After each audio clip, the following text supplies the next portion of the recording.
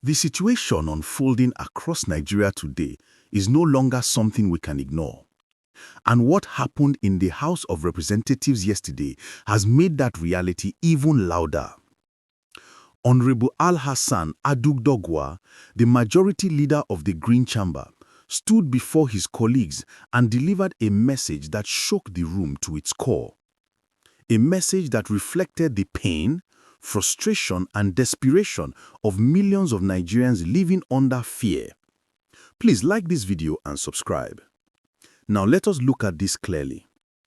When a high-ranking lawmaker rises on the floor of the National Assembly and openly calls for the suspension of all legislative activities until President Bola Ahmed Tinubu does the right thing, then something deeply troubling is happening beneath the surface. Doguwa was not speaking as a politician seeking attention. He was speaking as a representative of a constituency that has been pushed to the edge. If you are watching, please like this video and subscribe. According to him, the people of Doguwa to Dunwada Federal Constituency can no longer live normal lives. They cannot go to the market freely. They cannot walk to their farms without fear. They are being attacked, kidnapped, and killed in a manner that is no longer random. From this point, we need to understand that insecurity does not spread by accident. It spreads when the state fails to protect its citizens and when criminal elements discover that there are no consequences for their actions. Doguwa reminded the House of the recent kidnappings of schoolchildren in Kebbi and Niger States. Children taken from classrooms, communities terrorized, and families left shattered. My viewers, if you value balanced analysis, please like this video and subscribe. What Doguwa said was not just a complaint, it was a warning that the country is running out of time. The country is running in blood and tears. You cannot go, the farmers cannot go to farm. Our traders cannot go to market. Worshippers cannot go to mosque, cannot go to churches. Then what are you legislating here? Mr. Speaker, if the government is not prepared to actually do the right thing that will protect the lives and property of our people, I urge on you, I urge on this honorable house, as a house of the people of Nigeria, to stand up to pay the supreme cost. And that is no more than to shut this house down and to call emergency on any legislative issue and wait until the right thing is taken by the government of the day. The responsibility of security, Mr. Speaker, of course, by the constitutional provisions, it is a sole responsibility, more of a sole responsibility to the center. I agree with whoever may say, of course, governors in the subnationals are also accountable and they must be held responsible for the security of lives and properties of their people. Mr. Speaker, I want to say that in virtually all of our constituencies, given the opportunity, everyone here can rise to tell you the account of what is happening. Mr. Speaker, it is not religious. Mr. Speaker, it is not even political. This fight and this menace of insecurity in Nigeria is something that does not have any identification of one's party or one's religion or one's tribe whatsoever. It is a calculated attempt to demoralize Nigerian state. And if care is not taken, Mr. Speaker, even for those of us who take politics more seriously, we'll have a very big question to answer at the end, because it is like this unnecessary insecurity going on. This is a high level of conspiracy targeting our political processes. As we are approaching 2027, Mr. Speaker, we will all be expected to have a peaceful conduct of our polls. How do you have that if our communities, local communities, are plunged into crisis, into banditry, into kidnappings in the churches, in the mosque, even down in the oil-producing area, which is our economic live wire? Production of oil, crude oil, is being unfortunately undermined by militia groups. So it is like a collective thing that we must put our hands on deck and call whoever is responsible, sir, to order. Order, order, and order. And this house must not take for granted that we are not part of the government. If the government is wanting, this institution of the legislature is a component of the government itself. We have to look inward to ourselves and see what more of oversight functions, like some members have said, are we going to make? Are we going to provide? Mr. Speaker, we can even declare legislative emergency. Close the House, shut it up. Who are you legislating for? What laws are you making when the country is running in blood? The country is running in blood and tears. You cannot go, the farmers cannot go to farm. Our traders cannot go to market. Worshippers cannot go to mosque, cannot go to churches. Then what are you legislating here? Mr. Speaker, if the government is not prepared to actually do the right thing that will protect the lives and property of our people, I urge on you, I urge on this honorable House, as a house of the people of Nigeria, to stand up to pay the supreme cost. And that is no more than to shut this House down and to call emergency on any legislative issue and wait until the right thing is taken by the government of the day.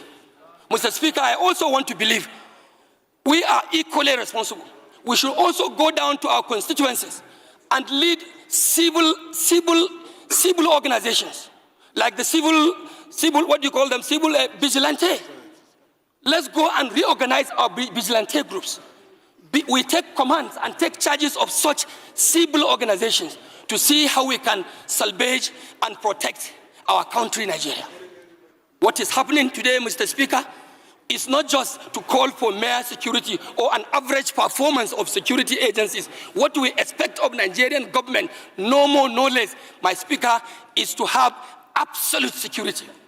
It's for us to have absolute safety. Mr. Speaker, Nigeria must have absolute protection of the lives and property of our own people. This is my take, Mr. Speaker. And I also want to use the opportunity to tell you that my immediate constituency, which is enclave at the southern part of my state, Kano, is also undergoing serious danger, because in the constituency, we have what we call the huge Polgore Game Reserve, lying in between Kaduna State, Plateau State, Bauchi State, through Ningi and Bura, Mr. Speaker, and also contacting some part of Jigawa State to the axis of Turkey. This place used to be a tourist attraction. Many people come in, including tourists from abroad. But because of the dilapidating security situation in my state, Mr. Speaker, today, abduction and kidnappings, not only in the forest, in our homes, has become a daily affair, a daily occurrence. Just like what the pharmacist may prescribe to you in the hospital to ask you to take Panadol once in the day, in the morning, one in the afternoon, and another one in the evening. That is how kidnapping is so prevalent in my federal constituency. This place that used to be an attraction for tourists, it has now become like an extension of the Sambisa forest in Borno State. So we have to definitely do something. Mr. Speaker, I may not have enough time to continue my submissions, but I want to thank you so much for giving our members this opportunity to speak. And I also want to urge members to continue in the spirit we have started. I have not seen anybody here speaking as a southern member of the House of Reps. I have not seen anyone here speaking as a northern member of the House of Reps. I am the leader of the Northern Caucus, Northern Regional Caucus. I am also not speaking as a member representing the northern part of this country. The security challenges that we are facing is a colossal one, it's a collective one that has to do with the Nigerian nation. And we must step up to that expectation and deal with this matter once and for all. Mr. Speaker, I want to thank you, and I want to thank honorable members for listening to me. And I also want to further tell you that I have not lost my hope in the renewed hope agenda. I'm still a proud member of the APC. No, we can see it from your cap. While I commend the celebrated Honorable Ado Doguwa, it is important to note that we are the hope of Nigerians, the parliament. We are the fulcrum of democracy.